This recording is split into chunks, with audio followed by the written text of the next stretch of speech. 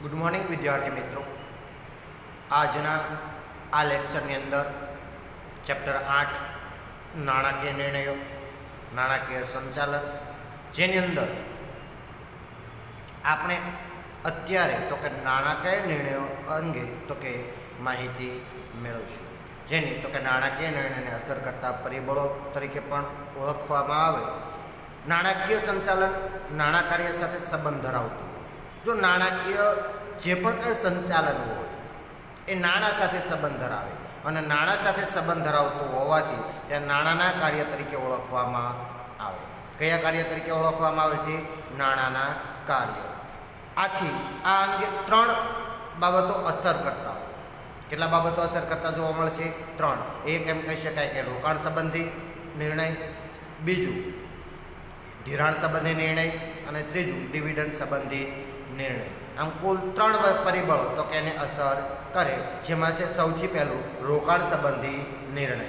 ધંધાની કાયમી મિલકતોમાં લાંબા ગાળાનું કાયમી મૂડીનું રોકાણ થતું હોય. જો ધંધાની કાયમી મિલકતોમાં લાંબા ગાળાનું મૂડી રોકાણ થાય, કારણ કે ધંધો છે એની અંદર જે પણ કંઈ યંત્ર, સાધન, સામગ્રી, મિલકત, આ તમામ લાંબા ગાળાની મૂડીનું રોકાણ છે. એ ઝડપથી પ્રાપ્ય હોતું નથી. રોકાણ અંગેના નિર્ણયોને મૂડી બજેટિંગ કહેવાય.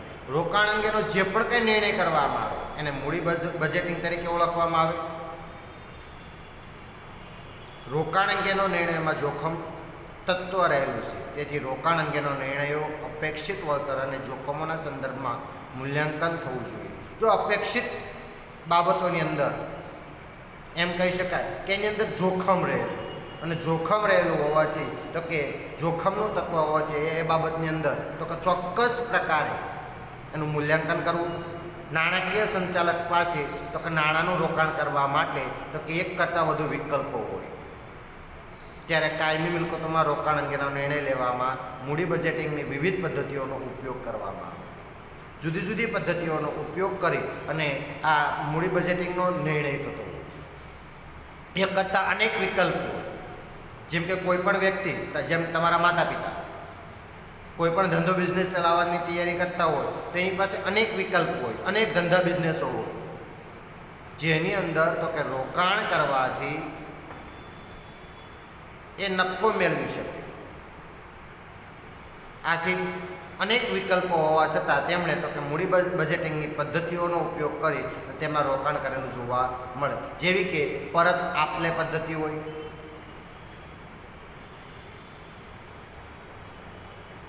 મૂડી બજેટિંગની વિવિધ પદ્ધતિઓ, જેની અંદર તો કે પરત આપ પદ્ધતિ,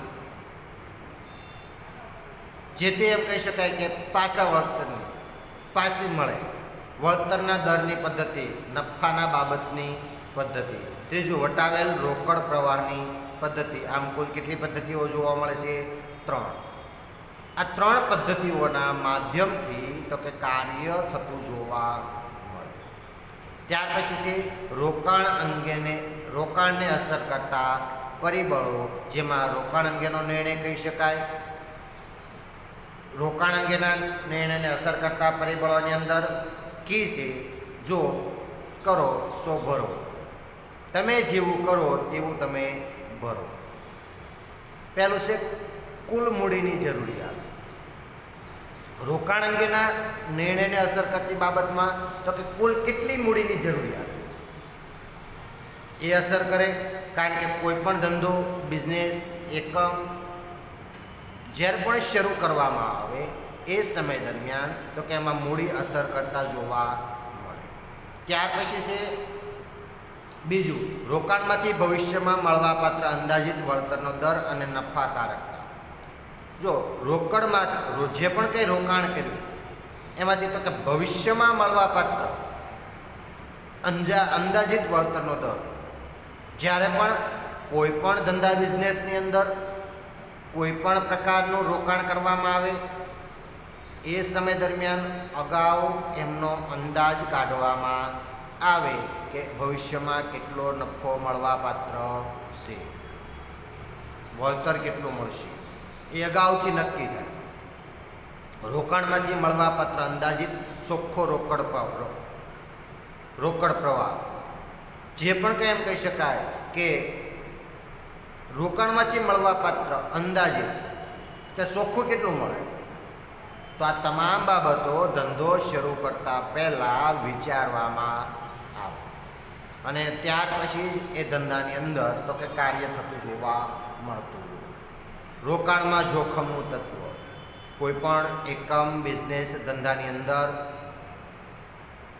વ્યક્તિ જ્યારે રોકાણ કરતો હોય ત્યારે આ તમામ વસ્તુઓને તપાસવામાં આવે, જોવામાં આવે કેટલું જોખમ છે, કેવું જોખમ છે. રોકાણ કર્યા પછી કાર્યશીલ મૂડીની જરૂરિયાત, તમામ વસ્તુ તપાસ્યા પછી તો કે એકમ કાર્યરત જોવા મળતો હોય. ત્યાર પછી છે રોકાણ કર્યા પછી કાર્યશીલ મૂડીની જરૂરિયાત. પહેલું હતું કાયમી મૂડી, હવે આવી કાર્યશીલ મૂડી. કાયમી મૂડી એવી હતી કે જે ધંધામાં રોકાયેલી હોય, લાંબા સમયે મળવાપાત્ર હોય. કાર્યશીલ મૂડી એવી છે જે રોજબરોજના વ્યવહારની અંદર વપરાતી મૂડી જોવા મળે. તો રોજબરોજ કેટલો ખર્ચ જરૂરિયાત છે, કેટલા નાણાંની જરૂર પડશે એ પણ અંદાજ કાઢવામાં આવે. ત્યાર પછી છે રોકાણની આર્થિક ઉપયોગિતા અને તેનું અંદાજિત આયુષ્ય. રોકાણની આર્થિક ઉપયોગિતા, ત્યાર પછી અંદાજિત આયુષ્ય, કેટલા સમય માટે ધંધો ચાલી શકે, એનો ઉપયોગ કેવી રીતે,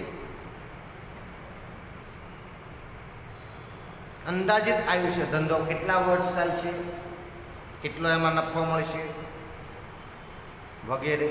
ત્યાર પછી રોકાણનું મહત્ત્વ, રોકાણ કરવાથી શું ફાયદો થશે. ત્યાર પછી છે મૂડીનું માપબંધી, કેટલી મૂડી લગી રોકાણ થઈ શકે. ત્યાર પછી છે ભવિષ્યમાં કમાણીને નિશ્ચિતતા કે અનિશ્ચિતતા. ભવિષ્યમાં કોઈ પણ જે પણ કંઈ ધંધો કરવામાં આવે છે તેમાં કમાણી થશે કે નહીં થાય, ધંધો ચાલશે કે નહીં ચાલે. આ તમામ વસ્તુ ઉપર મહત્ત્વ અને એમના જ આધારે તો કે કાર્ય થતું જોવા મળે. કોઈ પણ ધંધા બિઝનેસની અંદર એકમને લગતી કાર્યવાહી અગાઉથી વિચારીને કરવામાં આવતી હોય, જેથી કરીને તો કે ભવિષ્યના જે પણ કંઈ પ્રશ્નો હોય, મુશ્કેલીઓ હોય એમનું અગાઉથી નિરાકરણ કરી શકાય. ત્યાર પછી છે વિદ્યાર્થી મિત્રો ધિરાણ સંબંધી નિર્ણય. ધિરાણ સંબંધી નિર્ણયની અંદર જોઈએ તો રોકાણ અંગે નિર્ણયો કંપનીની મિલકતો સાથે સંકળાયેલા છે, જ્યારે ધિરાણ સંબંધી નિર્ણયો મૂડી માળખા સાથે સંકળાયેલા જોવા મળે છે. જો રોકાણ સંબંધી નિર્ણય જે પણ કંઈ હોય એ મિલકત સાથે છે સંકળાયેલા, અને ધિરાણ સંબંધી હોય એ નિર્ણય સાથે, મૂડીના માળખા સાથે.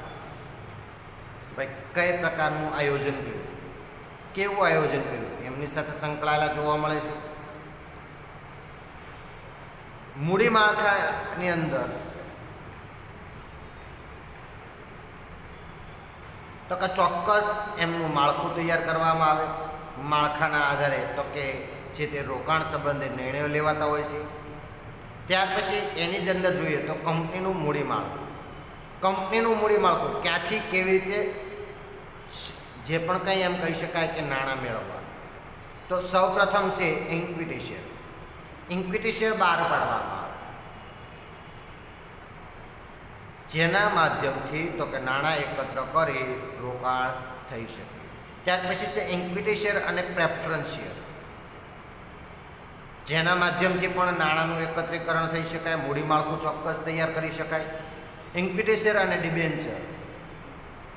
ઇક્વિટી શેર, પ્રેફરન્સ શેર અને દેવાનું બનેલું હોય છે.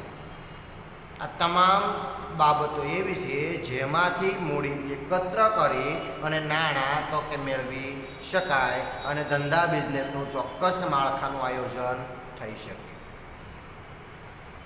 ધંધા બિઝનેસનું ચોક્કસ આયોજન, માળખાનું આયોજન કરવા માટે આ જુદા જુદા equity share, preference share, debenture કે દેવાનું તમામ વસ્તુઓ એકત્ર થઈ અને કાર્ય થતું જોવા મળે. ત્યાર પછી છે વિદ્યાર્થી મિત્રો, મૂડી માળખું એ માલિકીની મૂડી અને દેવાનું મિશ્રણ છે. મૂડી માળખું શેનું છે? તો કે માલિકીની મૂડી, માલિકની જે પણ કઈ પ્રકારની મૂડી છે, જેટલું રોકાણ કર્યું છે તે અને દેવાનું મિશ્રણ. લેણદારો પાસેથી લીધેલી જે મૂડી છે તે એનું મિશ્રણ છે, સંયોજન છે અને આખું મૂડી માળખું તૈયાર હોય છે. ઇક્વિટી મૂડી અને દેવાનું યોગ્ય પ્રમાણ ધરાવતા મૂડી માળખાને ઇષ્ટતમ મૂડી માળખું કહેવાય. ઇક્વિટી મૂડી અને દેવાનું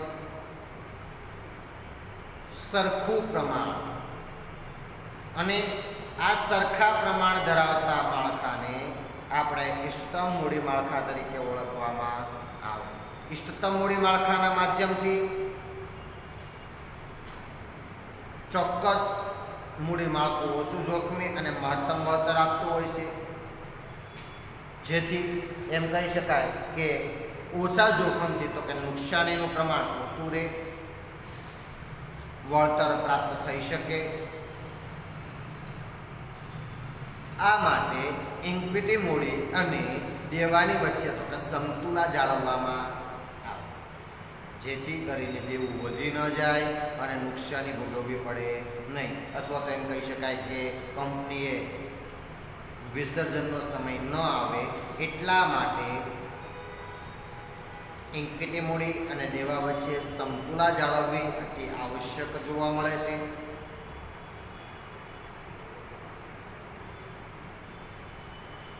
કોઈ પણ ધંધાકીય એકમને લગતો જ્યારે નિર્ણય કરવામાં આવે ત્યારે ઇક્વિટી મૂડી એટલે કે પોતાની જે મૂળ મૂડી છે તે અને દેવાની મૂડી એમની વચ્ચે સમતુલા જાળવી અને ત્યાર પછી જ કાર્ય કરવામાં આવે, જેથી કરીને તો કે એકમને અસર થાય નહીં.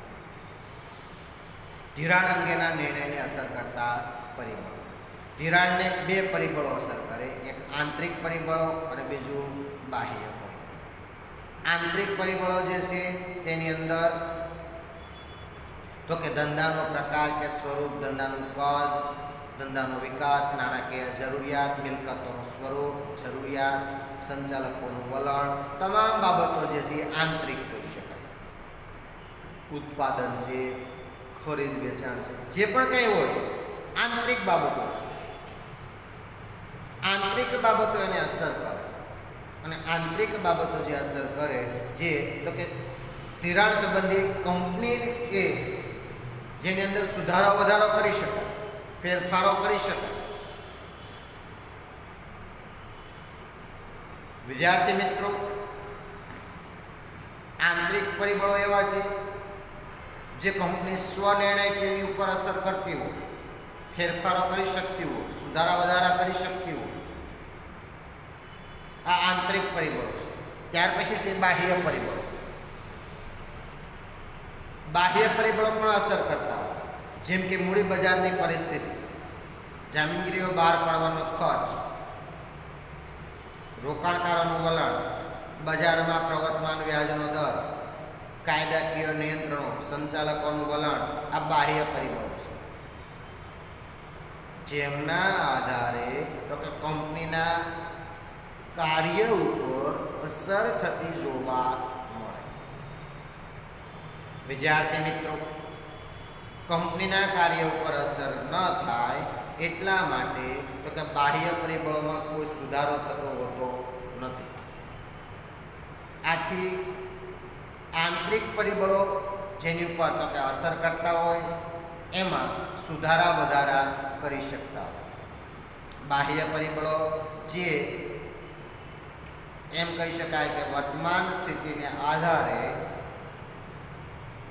જામીનગીરી બહાર પાડવાનો ખર્ચ હોય, વ્યાજનો દર હોય, રોકાણ કરવાનું વલણ હોય, એની ઉપર અસર થતી હોય. ઘણી વખત ઇક્વિટી મૂડી ન પણ મેળવી શકાય, કારણ કે લોકોનું વલણ બદલાવું, લોકોની માનસિકતા બદલાણી અને લોકોની માનસિકતા બદલાણી હોવાથી તો કે કાર્ય થઈ શકે નહીં. ત્યાર પછી છે ડિવિડન્ડ સંબંધી નિર્ણય.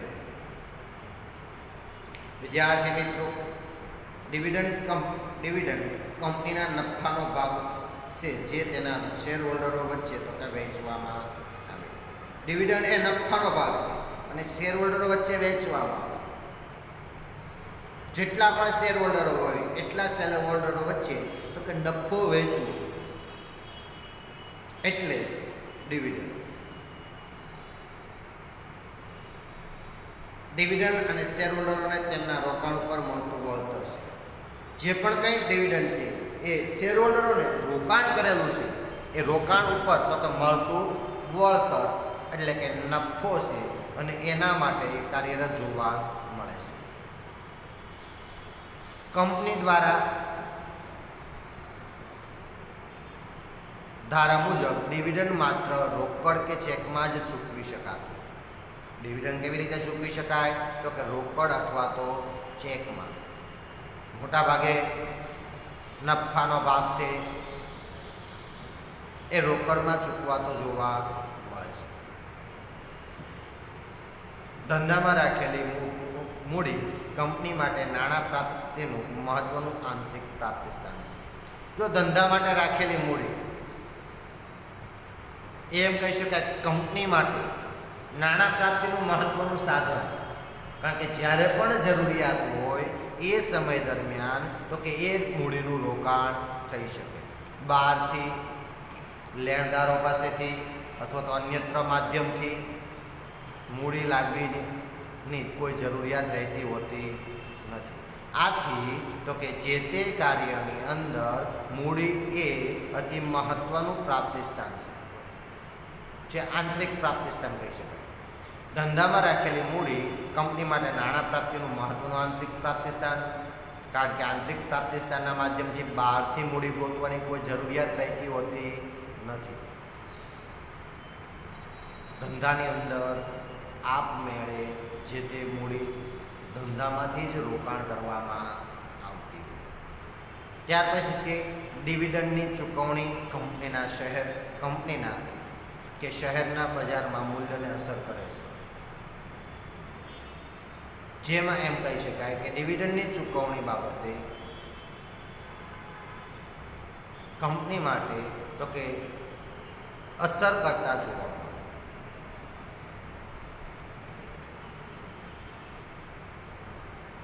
કંપનીના શેર બજારને અસર કરે. કંપનીના શેર બજારને અસર કરતું હોવાથી તો કે કંપની માટે નાણાં પ્રાપ્તિનું મહત્વનું એમ કહી શકાય કે પ્રાપ્તિ સ્થાન હોવા છતાં કંપનીએ ડિવિડન્ડની જે પણ કંઈ ભાગ છે એ નફાનો મોટો ભાગ ડિવિડન્ડ તરીકે વેચવો પડતો હોય.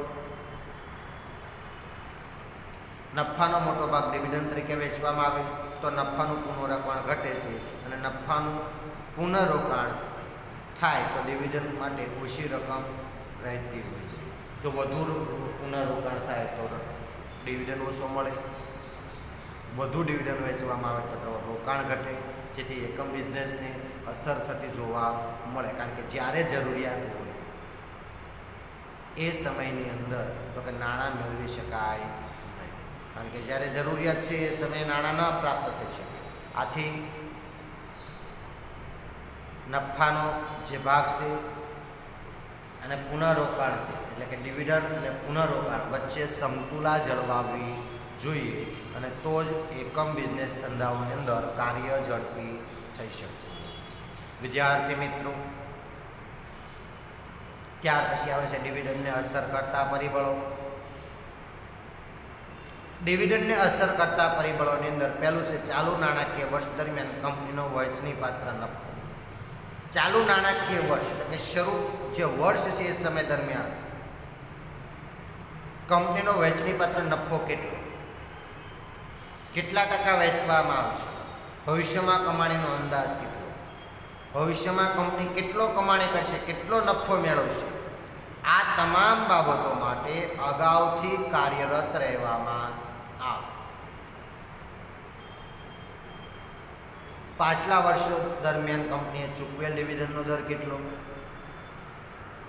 જેમની સરખામણીમાં હાલમાં મળવાપાત્ર ડિવિડન્ડ કેટલો વધુ કે ઓછું. એ પણ અસર કરતા પરિબળોમાં મહત્વની બાબત છે. ધંધામાં પુનઃરોકાણ, નફાનું પુનઃરોકાણની જરૂરિયાત કેવી છે? કારણ કે જો શરૂઆતનો સમય હોય તો પુનઃરોકાણ વધુ,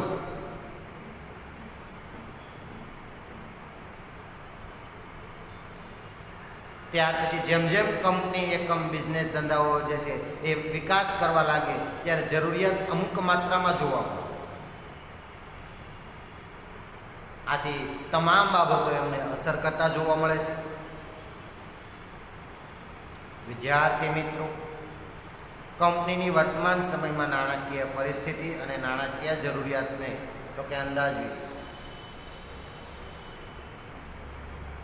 કંપનીની વર્તમાન સમયમાં નાણાકીય પરિસ્થિતિ કેવી છે, કેટલી જરૂરિયાત છે, કેવી માંગ છે, તમામ બાબતોને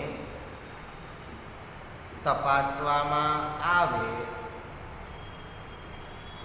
જોવામાં આવે અને ત્યાર પછી એમનો અંદાજ કાઢવામાં આવે.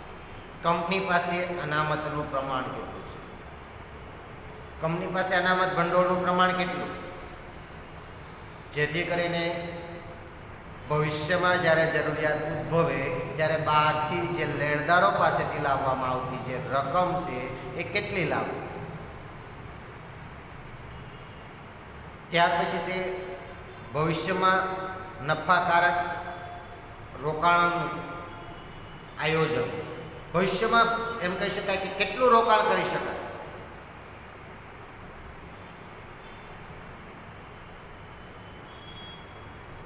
કેટલો નફો મેળવી શકાય, એનું અગાઉથી આયોજન કરવામાં આવે.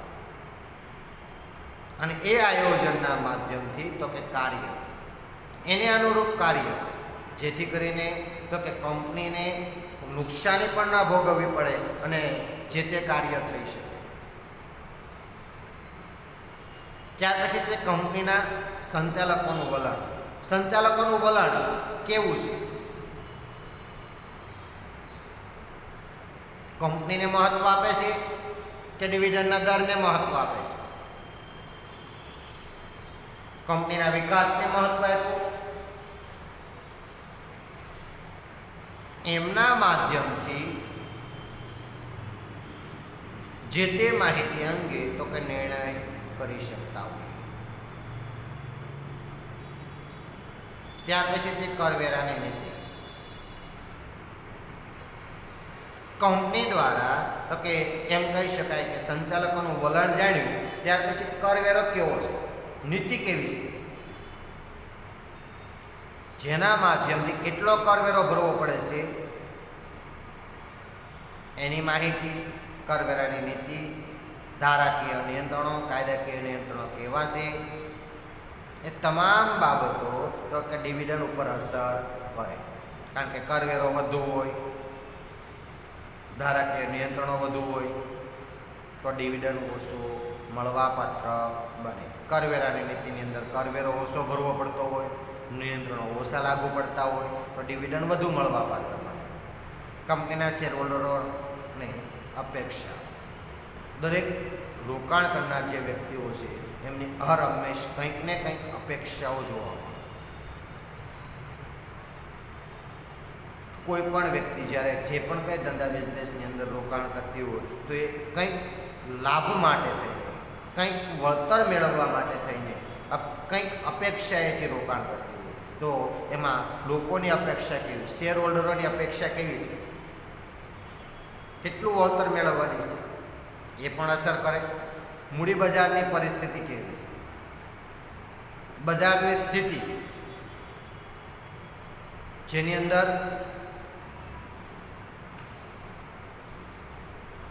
કંપનીએ બજારની સ્થિતિના માધ્યમથી કેટલું વળતર મેળવવું, બજારમાં નાણાંની કેવી જરૂરિયાત, કેટલો પુનઃરોકાણ વગેરે અનેક બાબતો એની ઉપર અસર કરતા જોવા મળે. કંપનીનો વિકાસ દર, કંપની કેવો વિકાસ કરી રહી છે, કેટલો વિકાસ કરી રહી છે એ પણ એમની ઉપર અસર કરે. કંપનીની તરલતાની પરિસ્થિતિ, કંપની કેટલો વિકાસ કરી આગળ વધી રહી, નફાની બાબતમાં કે નુકસાનની બાબતમાં તમામ બાબતો એમને અસર કરતા જોવા મળે છે. કારણ કે રોકડ પ્રવાહ જે છે, તરલતાની સ્થિતિની અંદર રોકડ પ્રવાહ કેટલો છે એમની જાણકારી મળવા પાત્ર બને. એના માધ્યમથી તો કે કંપનીએ જે તે અપેક્ષાઓની બાબતમાં અસર કરતા જોવા મળતું. ત્યાર પછી છે મૂડી માળખું. મૂડી માળખાને અસર કરતા પરિબળો. વિદ્યાર્થી મિત્રો, મૂડી માળખાને અસર કરતા પરિબળો જેમાં એમ કહી શકાય કે નાણાકીય યોજનાના તો કે મહત્વના બે પાસાઓ છે. કેટલા પાસાઓ છે? બે. એક એમ કહી શકાય કે મૂડીની જરૂરિયાતો અંદાજ એટલે કે મૂડી રોકાણનો પ્રશ્ન.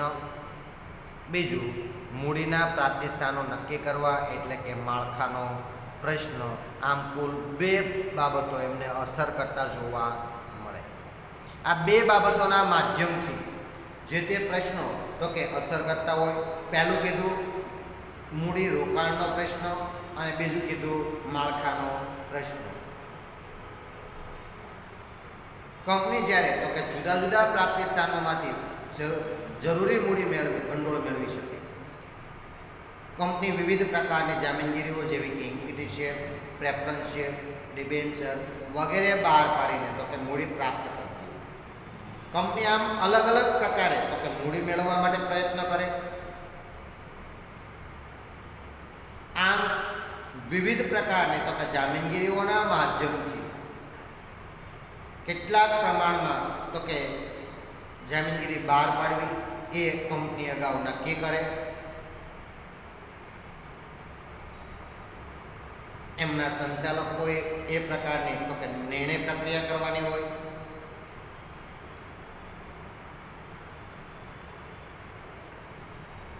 મૂડી માળખું એટલે તો કે એમ કહી શકાય કે મૂડી પ્રાપ્તિના જુદા જુદા સ્થાનો, અને આ જુદા જુદા સ્થાનોમાં જેવા કે equity share, preference share, debenture, અનામત ભંડોળ વગેરે જુદા જુદા સ્થાનો, અને આ સ્થાનો દ્વારા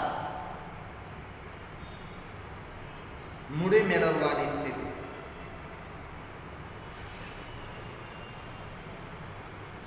તો ભાઈ કેવી રીતે મૂડી પ્રાપ્ત થશે? ત્યાર પછી વિદ્યાર્થી મિત્રો જોઈએ તો વ્યાખ્યા.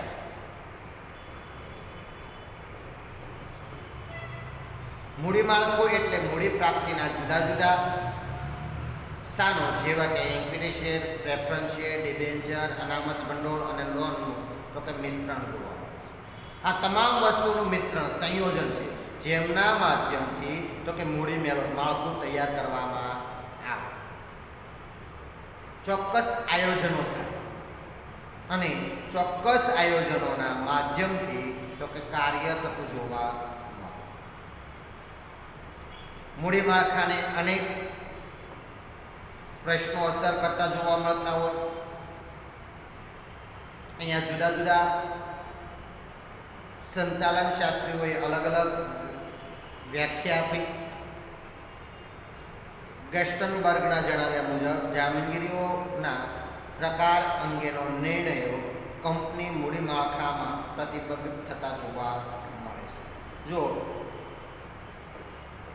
ગેસ્ટનબર્ગે શું કીધું તો કે જામીનગીરીઓના પ્રકાર અંગેનો જે પણ કંઈ કંપની નિર્ણય કરે કેવી જામીનગીરીઓ બહાર પાડે, એ અંગેના જે પણ કંઈ કંપની નિર્ણય કરે એ મૂડી માળખાના પ્રતિબિંબ થતો, મૂડી માળખાને અસર કરતો.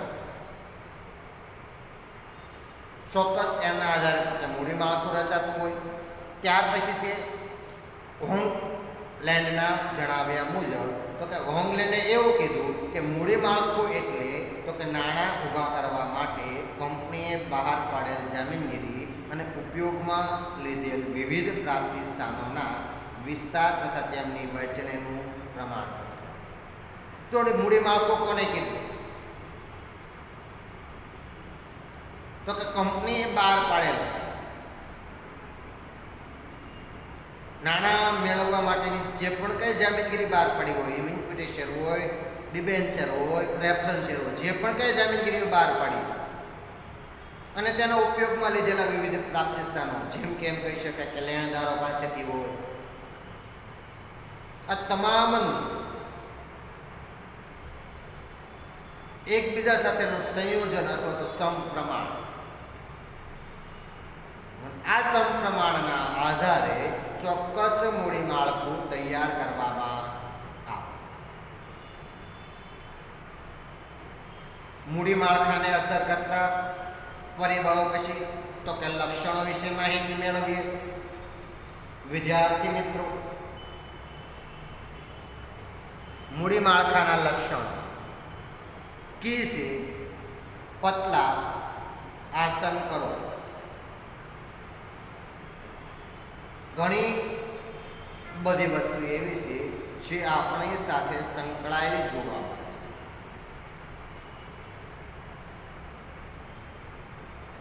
સૌ પ્રથમ છે સરળતા. વિદ્યાર્થી મિત્રો, સરળતાની અંદર જોઈએ તો ઓછામાં ઓછા પ્રકારની જામીનગીરીઓ બહાર પાડવામાં આવે તો વહીવટી દ્રષ્ટિએ મૂડી માળખું સરળ બનતું, કારણ કે જામીનગીરી ઓછી બહાર પાડી હોય જેથી વહીવટીય સરળતા સર્જાતી જોવા મળતી. આ વહીવટીય સરળતા માટે તો કે જામીનગીરી બધી ખૂબ વધુ બહાર પાડવાની કોઈ જરૂરિયાત હોતી નથી. હા, પણ જો નાણાકીય જરૂરિયાત હોય તો આ જુદા જુદા પ્રકારની જામીનગીરીઓ બહાર પાડવી પડે. ત્યાર પછી છે નફાકારકતા. કંપનીનો નફો ઇષ્ટતમ રહે તે રીતે મૂડી માળખાની યોજના હોવી જોઈએ. જો કંપનીનો નફો વધુ ને વધુ એ પ્રકારે તો કે માળખું રચવું, જેથી કરીને તો કે લેણદારોને ચૂકવવું પડતું જે વ્યાજ હોય, લેણાની રકમ હોય એ વધુ ન ચૂકવાય અને નફો વધુ મેળવી શકાય. આ વધુ નફો મેળવવાની બાબતને તો કે ઇષ્ટતમ મૂડી માળખા તરીકે ઓળખવામાં આવે. ત્યાર પછી છે નાણાં પર્યાપ્તતા. મૂડી માળખામાં વિવિધ પ્રાપ્તિ સ્થાનોનું સંયોજન એવી રીતે કરવું જોઈએ કે જેથી પર્યાપ્ત નાણાં પ્રાપ્ત થાય, જરૂરિયાત મુજબ નાણાં પ્રાપ્ત થઈ શકે. આથી વિવિધ પ્રાપ્તિ સ્થાનોનું સંયોજન, મિશ્રણ એવી રીતે કરવું કે જેથી તો કે જરૂરિયાત મુજબના નાણાં મેળવી શકાય અને કાર્ય સચવાઈ શકે, જળવાઈ શકે. આ માટે આવા જુદા જુદા પ્રાપ્તિ સ્થાનો અતિ આવશ્યક જોવા મળે છે. ત્યાર પછી છે પરિવર્તનશીલતા. કંપનીનું મૂડી અને માળખું પરિવર્તનશીલ હોવું જોઈએ જેથી બદલાતા સંજોગોમાં અને જરૂરિયાત પ્રમાણે તેમાં ફેરફાર કરી શકાય.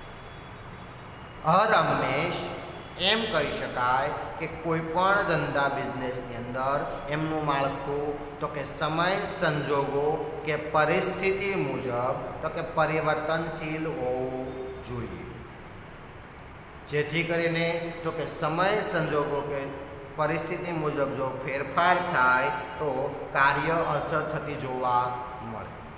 કારણ કે લાભના તત્વો, નફાના તત્વો, નફાના ધોરણો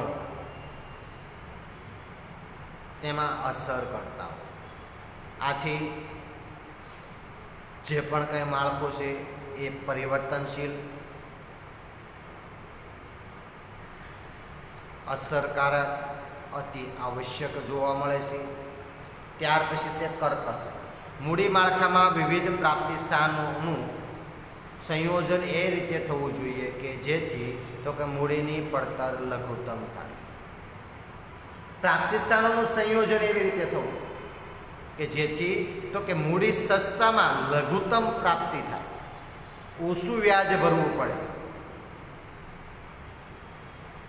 મોટાભાગે તમારા પિતા દ્વારા કોઈની પાસેથી જ્યારે નાણાં મેળવવાની બાબત હોય ત્યારે આપણે ઘણી વખત કહેતા હોય કે વ્યાજવા લાવે તો એનું ભરણું ભરવું પડે, એટલે કે વ્યાજ ચૂકવવું પડે. પણ ઘણી વખત તમારા જ પિતા એમ કહી શકાય કે થોડા સમય માટે ઉછીના મેળવતા હોય. આ ઉછીના મેળવવા એ એવી વસ્તુ છે કે જેની અંદર તો કે પડતર સસ્તી પડે, ખર્ચ ન થાય અને નફાકારકતા વધારી શકાય. આથી મૂડી પડતરનું ચોક્કસ એવું આયોજન કરવું. ત્યાર પછી છે સમતુલા. માલિકીની મૂડી અને ઉછીની મૂડી વચ્ચે યોગ્ય સમતુલા જળવાવું જોઈએ. માલિકીની મૂડી અને ઉછીની મૂડી વચ્ચે જો સમતુલા ન જળવાય તો ધંધો ચાલી શકે નહીં, કારણ કે ઉછીની મૂડી વધી જાય તો પડતર ઊંચી જાય, કારણ કે વ્યાજ ચૂકવવું પડે, એમનું કર ચૂકવવો પડે અને આના કારણે તો કે પડતર ઊંચી પડે, જેથી તો કે નફાકારકતા રહે નહીં. ત્યાર પછી છે તરલતા. જવાબદારી કે દેવાની ચૂકવણી સમયસર થઈ શકે તે પ્રકારની જોગવાઈ મૂડી માળખામાં હોવી જોઈએ. જો જવાબદારી કે દેવાની ચૂકવણી સમયસર થઈ શકે એ પ્રકારની જોગવાઈ, જેથી કરી તો કે મૂડી માળખું ચોક્કસ પ્રકારે પ્રાપ્ય બને. ત્યાર પછી છે આકર્ષણ.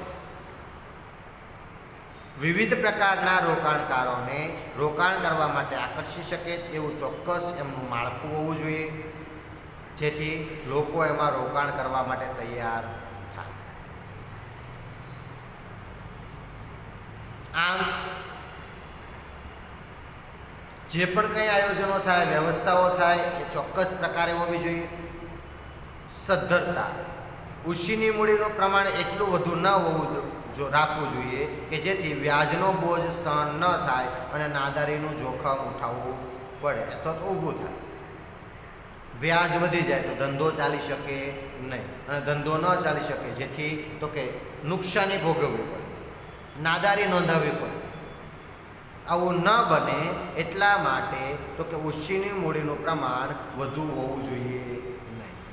ત્યાર પછી છે મૂડી માળખાને અસર કરતા પરિબળો. એ પહેલાં જોઈએ તો મૂડી માળખાના પ્રકાર. મૂડી માળખાના કેટલા પ્રકારો છે? 4. કેટલા પ્રકારો છે? 4. પહેલું માત્ર ઇક્વિટી શેરનું મૂડી માળખું. બીજું ઇક્વિટી શેર સાથે પ્રેફરન્સ શેરનું મૂડી માળખું. ત્રીજું તો કે ઇક્વિટી શેર સાથે ડિબેન્ચરનું મૂડી માળખું.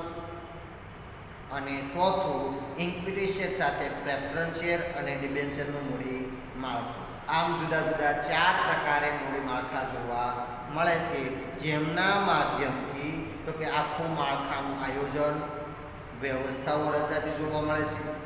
વિદ્યાર્થી મિત્રો, આજના આ લેક્ચરની અંદર અહીંયા સુધી. હવે પછીના લેક્ચરની અંદર આપણે મૂડી માળખાને અસર કરતા પરિબળો વિશે માહિતી મેળવશું. વિદ્યાર્થી મિત્રો, આ વિડીયોને લાઈક કરો, શેર કરો, સબસ્ક્રાઈબ કરો. Thank you.